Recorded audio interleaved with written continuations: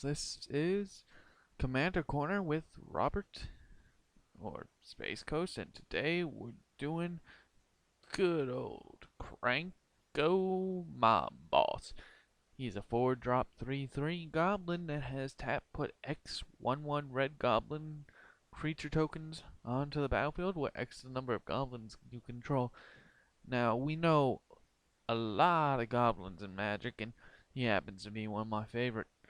Now, we've got your simple 1-drop goblins here. Your big ones are going to be, uh, personally my favorite goblin, Raging Goblin, a 1/1 with haste for 1 mana. A Goblin Bushwhacker, a 1/1 with 4/1 with kicker of 1 that gives creatures you control +1/+0 and haste until end of turn if you play that lovely little kicker. Goblin that gives you mana called Skirk Prospector. A 1/1 that says sack a goblin, gain 1 red mana to your mana pool. And, well, Mog Fanatic. A 1/1 that when you sacrifice it, it deals 1 damage. Spike Shot Elder. More on him later. He's a big guy in this little one. Founder Street Denizen, a goblin that gets +1/+0 whenever a red creature enters your battlefield. Kind of awesome. Goblin Gavalier, a 1/1 goblin with trample. Oh, we got a badass over here. That, well, gets +2/+0 for each equipment, but that's not when he's here. There's only 1 equipment in the deck, and there's a reason for it. A Goblin Cohort, which is a 2/2 that for 1 mana that can't attack unless you cast a creature spell this turn. Don't worry about it. He's a 2/2 goblin. He's gonna be great. A Goblin Arsonist that when it dies, it deals 1 damage to target player or creature, and a Fire Slinger, which just makes me happy to ping an opponent for 1 damage. Onto our 2 drops, we got some real fun guys. And no, we don't have any fungus in this deck. We have a good old goblin searchy search called Goblin Recruiters. Now, when they come into play, you search your library for any number of goblin cards, reveal them, shuffle your library, and put them on top. They're 1/1, they're pretty old, and they're pretty neat. Goblin Shortcutter, nothing to say about that.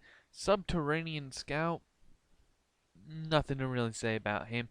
Mardu Scout, which is a goblin, a 1/3 goblin that you can pay either 2 red mana to have him on the field permanently, or just dash him every turn, which will always give you a red creature spell to cast.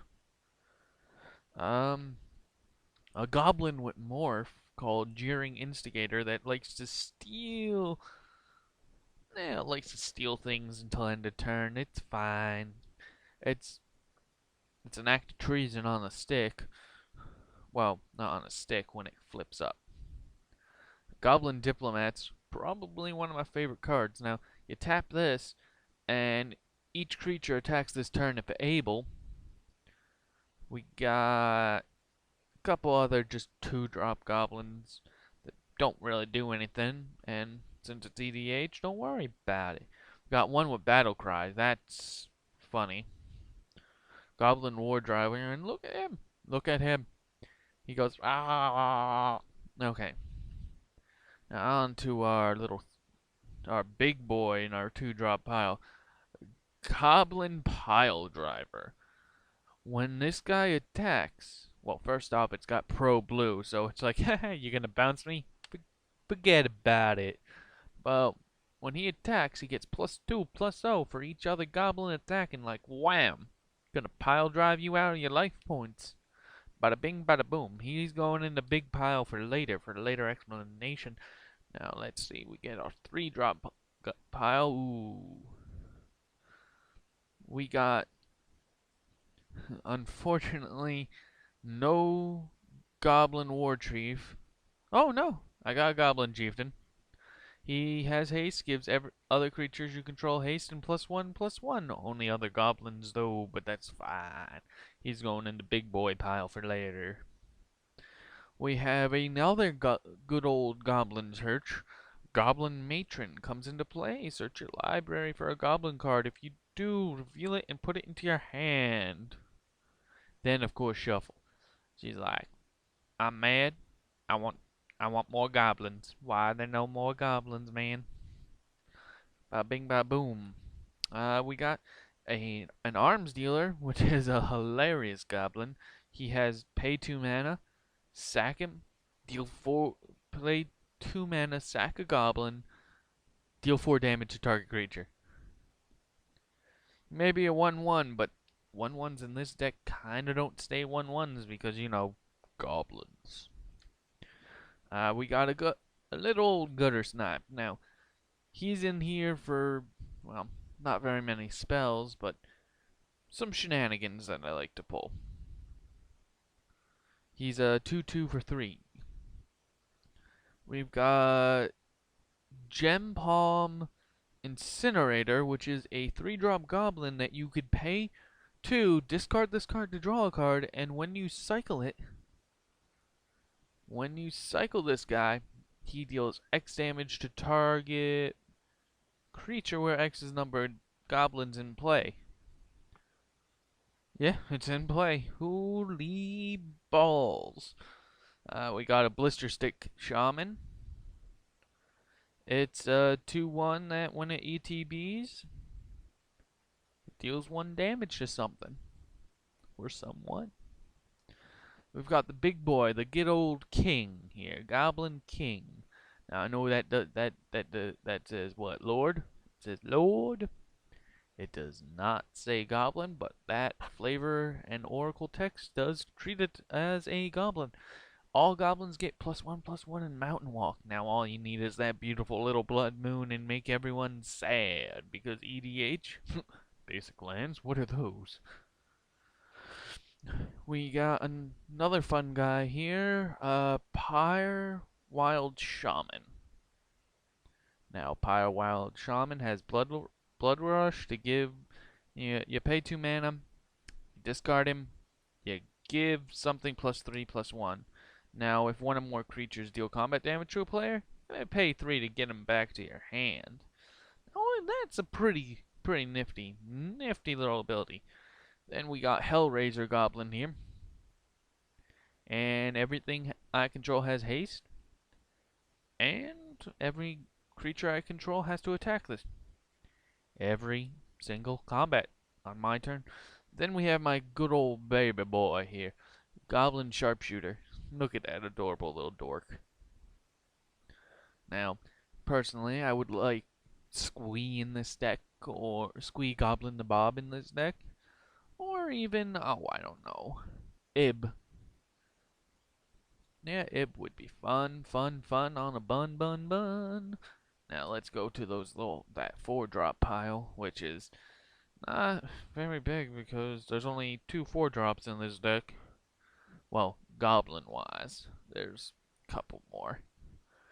Now, we have Goblin Battle Jester. Whenever you cast a red spell, target creature can't block this turn. It's a 2/2 for 4 with that ability. Or, for 4 mana, just saying, you can play Beetleback Chiefs.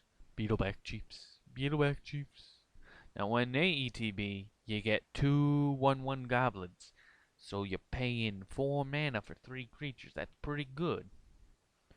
And then you just blink him a heck of a lot, and you get more. Now, oops, sorry for shaky, but things happen. Alright. Then we have Koth of the Hammer in this deck. Why? Because goblins might need a little mana ramp. His plus ability untaps a mountain and it becomes a 4/4. And it's a +1, he enters at 3 for 4 mana. Now, the most important part about his plus ability, it untaps a mountain. Sure, it turns into a creature until end of turn, but it untaps a mountain, so technically he comes in at 3. Well, I mean, 4 mana cost of 3. Don't worry about it. No worries here. Now, we got his neg 2, which adds red to your mana pool equal to number of mountains you control, which is Goblin, which I don't know, it seems like this much mountains. Or however, however many mountains that is. That's like, what, 34? Yeah, 34 mountains. One very special mountain called Mad Blind Mountain. Now, if you don't know me, I like having a little shuffly shuffle every once in a while, getting nothing. Mad Blind Mountain comes into play tapped. You could, it has tap, add red to your mana pool, of course, like a basic land would, but it is not a basic land. It also has pay 1 red, tap it, shuffle your library. Activate this only if you control 2 red permanents. Wow. Pay 1 mana, shuffle your library every turn? It will be fun on the fun. I don't know what you're talking about. What are we looking at? We also have for a 4-drop is Anger, because I like giving things haste. Lots and lots of haste. If you don't know Anger, he is an incarnation, not a goblin, therefore doesn't belong in this deck, but don't worry about it. He has haste, and as long as he's in the graveyard, and I have a mountain, I wonder when I would have a mountain, creatures I control have haste. Incarnations. Good. Alright. Now, this is gonna be our game changer. We'll save you for later, baby. Shh. Alright, now we have, possibly one of my favorite goblins in this deck, a Siege Gang Commander from, I believe, what looks like the dual decks. Now, a dual deck? I don't know. I don't know that symbol. Alright, Siege Gang Commander is a 5-drop 2/2. Now, why is he a 5-drop 2/2? I'll tell you why. Because you are getting 4 creatures. I'm telling you, 4 creatures for 5 mana? That's nuts. Why? Because when he ETBs, you get 3 little underlings. And by underlings, 3 1/1 goblins. Now, these 3 1/1 goblins are awesome, and only because he is here. Now, what he does is you pay 2 mana, you sacrifice a goblin, you hit someone in the face for 2 burn damage. That's pretty nifty, some might say, because I don't know, my general seems to like making goblins, I like making goblins, you all like making goblins. Now we have Goblin Ignition Team, Ignition Team, which is a goblin, but it doesn't really work in this deck. They enter the battlefield where X is, well, with X11 counters, where X is the number of tapped lands on the battlefield. Not my battlefield, not just my battlefield, everyone's battlefield. Now, ain't that something? Tell me something good. Then it has pay 3, remove a counter, target land becomes a 4/4 red elemental until end of turn. Now, you don't want to know why that's good? We're gonna do that. We can do that, who that, whatever that, man. Where to put it, where to put it, where to put it, where to put it. So at the cost of a goblin, you can play land destruction. Now, normally I'm not big into land destruction, but you got our little arms dealer here, so at the cost of 5 mana, that's a little high. You can turn something into a land, specifically into a creature, not just your lands, anyone's lands, and then for the cost of 2 measly mana, ping it for 4 damage and kill lands. So yeah, that's nifty, but don't worry about it. It's not gonna happen. Not gonna happen. Not gonna happen. Now, no, we'll do you guys later. As far as instants and sorceries that aren't related to mana or goblins, I have to talk about you. Well, I lied about it not being related to goblin. Just for flavor, I added a tribal instant goblin. Instant goblin? What does that mean? It means this is a 1-drop spell that I can search out with any of my goblin searches. So it counts as a goblin, and it's deal 2 damage to target player or creature, which I have won because I couldn't kill someone by fighting them with this deck, and they were at 2 health, and I'm just like, oh shoot, if I don't kill them, die. Tarfire? Die. Then we got a good old Thunderous Wrath. I mean, 6 mana for 5 damage. 1 mana for 5 damage with that miracle. Bada bing, bada boom. And we've got a Goblin Grenade, because why wouldn't we have a Goblin Grenade? We have all those expendable goblins. I'll just throw the goblins out there. This is as an additional cost. Sack a goblin, of course, and it deals 5 damage to target creature or player. Now that's 1 mana. 1 creature, specifically a goblin, 5 damage. It's like a lava axe. Oh, and it's to target creature or player. Then we have Rally the Forces, a Mirrodin card. Oh, Mirrodin, you know how much I love you. Now, attacking creatures get +1/+0, so bada bing bada boom. This is what we call a swarm deck. So we're gonna swarm them with critters. We got Shock, which is like that Tar Fire. Before it deals 2 damage. We've got an Arcbound, and I'm not sure why you're in this deck. Oh, right, because somebody dealt me 37 damage in 1 turn by trying to kill my creature, so I could return Arcbound that to them. Oh no, that would kill everyone. That's okay. And then we got one of my favorite cards in this deck called Burned at the Stake. Now, Burned at the Stake may be a hefty cost of 5 mana, and then as addition, you tap any number of untapped creatures, and that means any number of creatures you control that are untapped. Then this lovely little beauty kills someone, and by kill someone, it deals damage to target creature or player equal to 3 times the number of creatures tapped. 3 times! I might have to bring a calculator depending on how good my game is going. Then we get a Vandal Blast, which you could pay 1 red and destroy target artifact you don't control, or pay 5, overload it, and every artifact you don't control. Ho ho ho ho ho ho. Then we have Massive Raid, which deals damage to target player or creature equal to the number of creatures you control. Now, this is a 3-drop instant speed spell, which means I'm gonna have a rack load of creatures. You're gonna Day of Judgments. I'm gonna play 3 mana, and I'm gonna kill you. Alright. Now, in terms of supporting artifacts, we have a Pilgrim's Eye, which for those that don't know, it's a 3-drop 1/1 that ETBs. You get to search for a basic land, reveal, and put it into your hand. I like having a little land search. Of course, then shuffle that up. Then we have a good old Elixir of Immortality, and that's pay 2 mana, gain 5 life. Well, pay 2 mana, tap it, sacrifice it, shuffle Elixir of Immortality into your graveyard. Oh, and your graveyard into the deck. Gain 5 life, and bada bing bada boom, you restock yourself.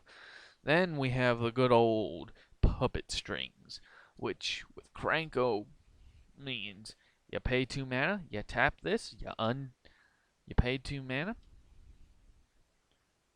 you tap this, you untap Krenko, you retap Krenko.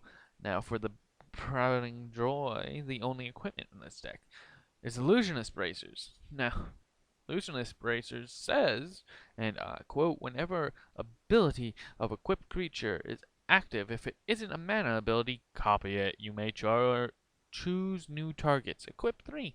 So, equip on the Krenko, I tap it, he goes off once for any number for the goblins I have in play, and then he goes off again, getting more goblins, so it's doubling my goblin output.